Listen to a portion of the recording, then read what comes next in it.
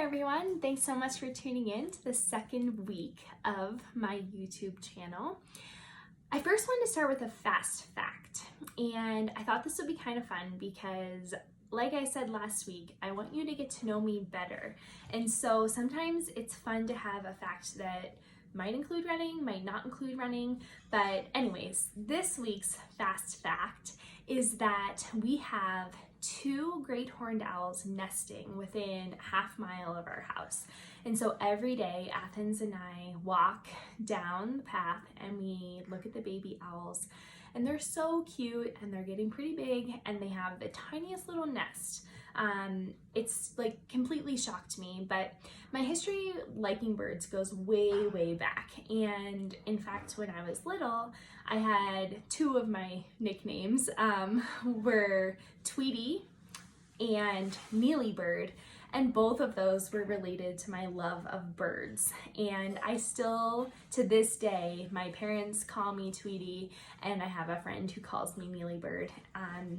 So I thought that you guys might like that story, and it's really cool. I posted on my Instagram feed a picture of the baby owls, so you have to go check it out.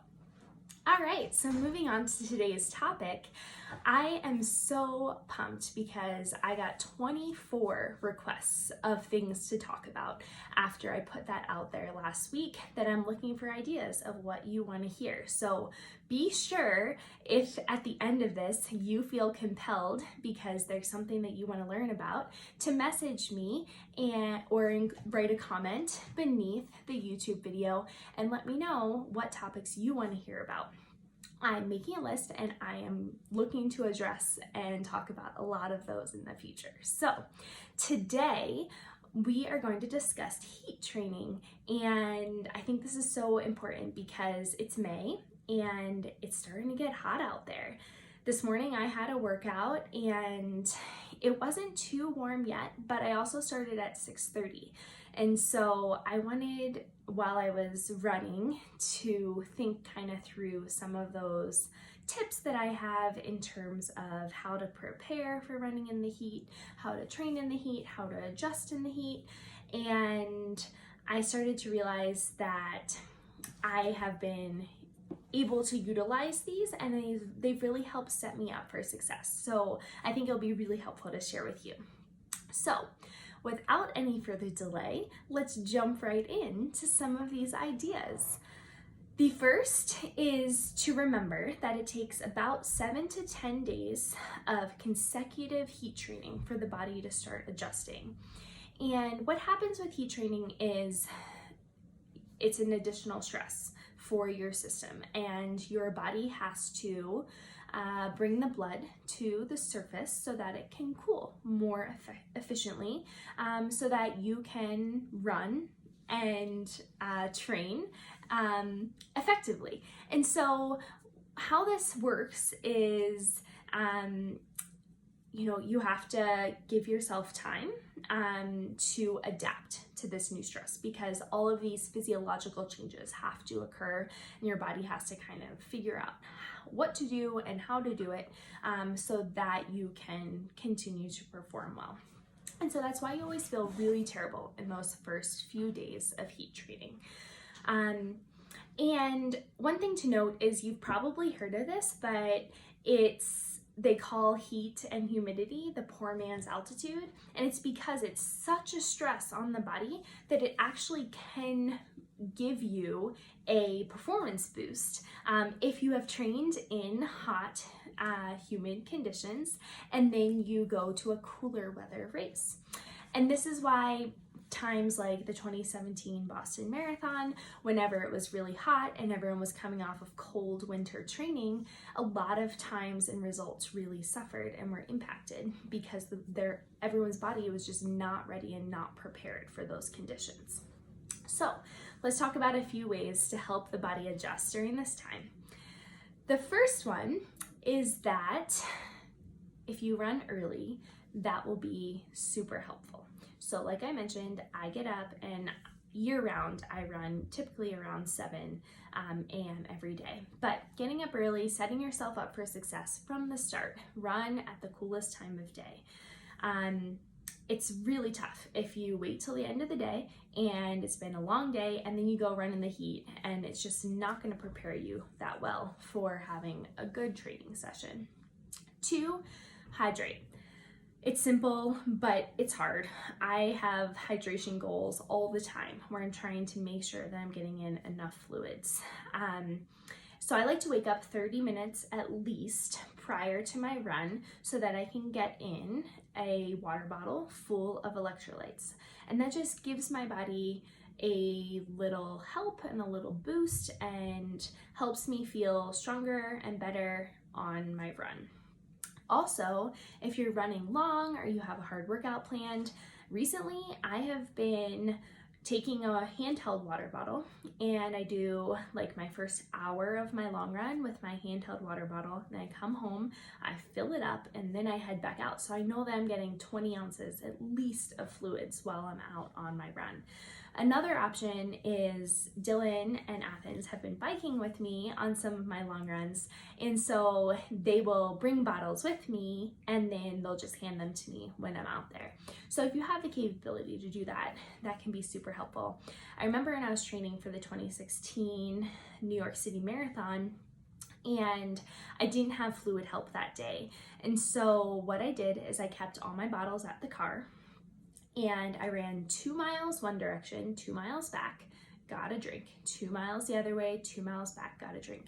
And I did 22 miles, which is my longest run I've ever done, doing 2 mile out and back during my run. And I had to do that because it allows you to recover after the run. Have you ever finished a long, hot run and you've just felt completely trashed and destroyed? And that's just not a good feeling, and it's going to lead to injury and sickness, and that's just not a road you want to go down when it's something that you can avoid. Tip number 3, adjust. You have to adjust your training, you have to adjust your volume, you have to adjust your pace, and it's okay. It's totally fine. This is a time to run on effort, and setting up workouts that maybe are fartleks or hill repeats, not as, shortening longer runs, shortening interval sessions, not trying to run for time necessarily, just trying to get in a strong, solid effort can be really beneficial during this adaptation phase when you're getting used to running in hotter conditions. Tip number 4, recover. Recovering starts during the run. So if you can be well hydrated before the run, during the run, and then after the run, you're going to be able to feel so much stronger, so much better, and you'll be able to get out the next day with not a hiccup in your training. So one thing that I find that can be really helpful is taking a cool shower after a longer, hotter run. If you have the capability to get into a pool or dip your feet in a creek, all of those things can help cool your core temperature down, and that can be super helpful too in that recovery process after a hot run. Tip number 5, rehydrate. So we started the day with hydration before our run, we hydrated during our run, and now we're going to hydrate after the run. You're going to replace those electrolytes, replace that fluid. And again, this is going to help with that recovery too. It can also help with, cramping and preventing injury, and it's going to get you ready to run again tomorrow, which is so important because that consistency back to back to back is what is going to yield the results that you're looking for in your training. My final tip is to refuel. After a hot run, I find that I really struggle with getting in food.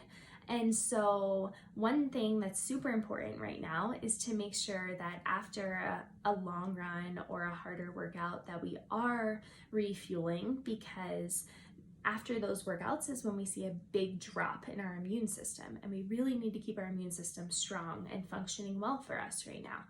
And so this morning after my workout, I did a protein shake.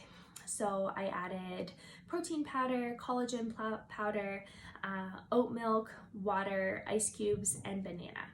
And that gave me a solid amount of fuel, protein, carbs, everything that I need to recover. But it was cold and it was a drink, and so it was rehydrating, and it was very easy to get down after a hard session. So try and figure out what works for you. Maybe it's yogurt, maybe it's fruit, whatever that could be. Find something that can help you so that you can really refuel your system and keep that immune system strong after a harder workout. So I hope these tips help you in your adjustment to heat training this summer. And please feel free to reach out if you have any more specific questions regarding any of these topics.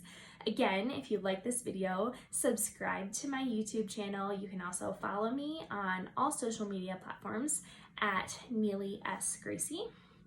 And thank you so much for joining me tonight. I am really excited to continue this series. So cheers to hydration and heat training. I'll see you next week.